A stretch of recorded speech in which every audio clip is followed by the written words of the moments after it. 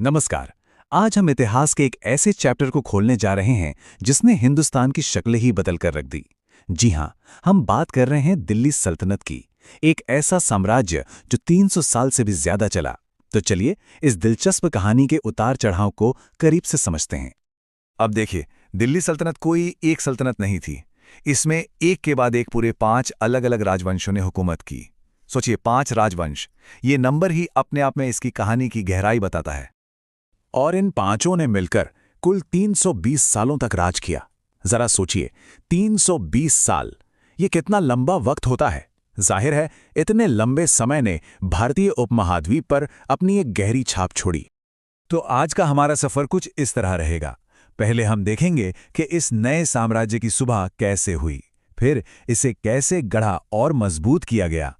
उसके बाद हम ताकत और महत्वाकांक्षा के उस दौर को देखेंगे जहां दरारें पड़नी शुरू हुईं। फिर इसके धीरे धीरे पतन की कहानी, और आखिर में हम ये जानेंगे कि सल्तनत अपने पीछे क्या विरासत छोड़ गई। तो कहानी शुरू कहां से होती है? ये वो समय था जब राजपूतों की शक्ति कमजोर पड़ रही थी।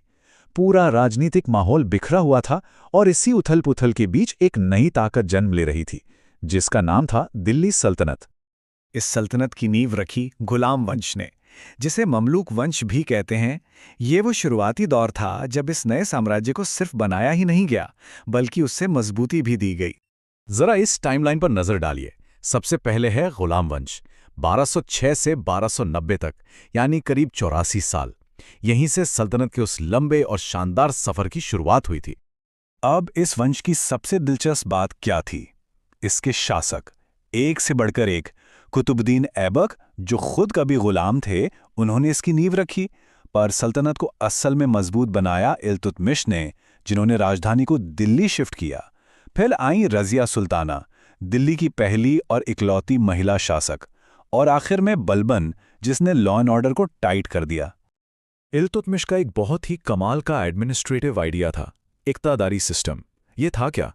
बहुत सिंपल। पूरे साम्राज्य को छोटे छोटे इलाकों में बांट दिया गया, जिन्हें इक्ता कहते थे। और ये इक्ते अधिकारियों को उनकी सैलरी के बदले दिए जाते थे।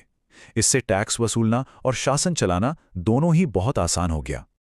चलिए अब कहानी में आगे बढ़ते हैं और चलते हैं सल्तनत के सुनहरे दौर में। खिलजी और तुगलक वंश। ये वो दौर था जब सल्तनत अपनी ताकत के शिखर पर थी।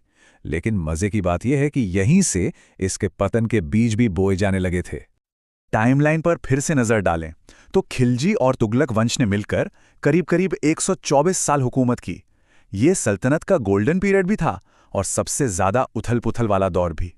खिलजी वंश में हमें दो बिल्कुल अलग तरह के सुल्तान देखने को मिलते हैं। एक तरफ थे संस्थापक जलालुद्दीन, जो अपने नरम स्वभाव के लिए जाने जाते थे, और दूसरी तरफ था अलाउद्दीन खिलजी, जो सल्तनत का सबसे ताकतवर सुल्तान बना और अपनी जबरदस्त काबिलियत और बेरहमी के लिए मशहूर हुआ। अलाउद्दीन ने सल्तनत को एक फौलाद ही पकड़ दी। उसने दक्षिण भारत तक जीत हासिल की, बाजार में चीज़ों के दाम फिक्स कर दिए, ज़मीन का टैक्स बढ़ाकर सीधा 50% कर दिया और एक बहुत बड़ी सेना बनाई जिसे कैश में सैलरी मिलती थी। यहाँ तक कि उसने घोड़ों को दागने का सिस्टम भी शुरू किया। और फिर कहानी में एंट्री होती है मोहम्मद बिन तुगलक की। इनके प्लान्स बहुत बड़े थे, लेकिन नतीजे एकदम उल्टे रहे।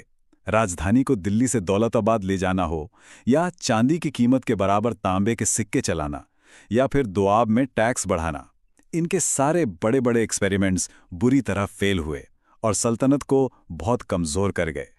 तुगलक वंश के बाद सल्तनत के पतन का एक लंबा और धीमा दौर शुरू हो गया।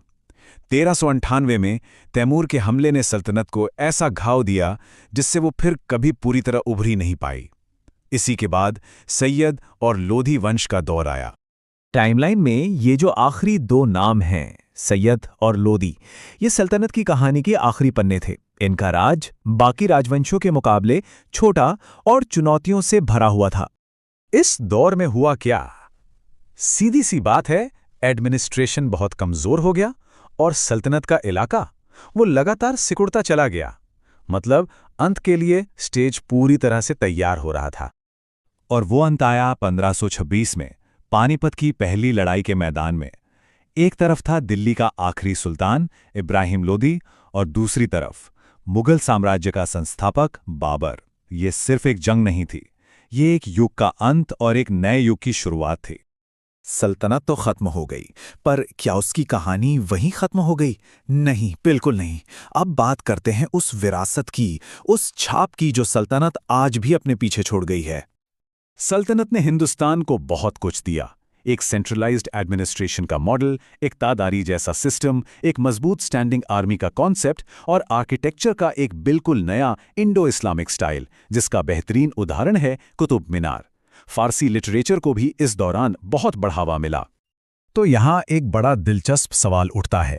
सल्तनत का पतन तो हो गया, लेकिन क्या उसके विचार, उसकी प्रशासनिक व्यवस्था और उसकी सांस्कृतिक छाप, क्या वो कभी सच में खत्म हुई? या फिर वो बाद में आने वाले मुगल साम्राज्य और भारतीय इतिहास में किसी न किसी शक्ल में हमेशा जिंदा रहीं? इस पर सोचिएगा जरूर।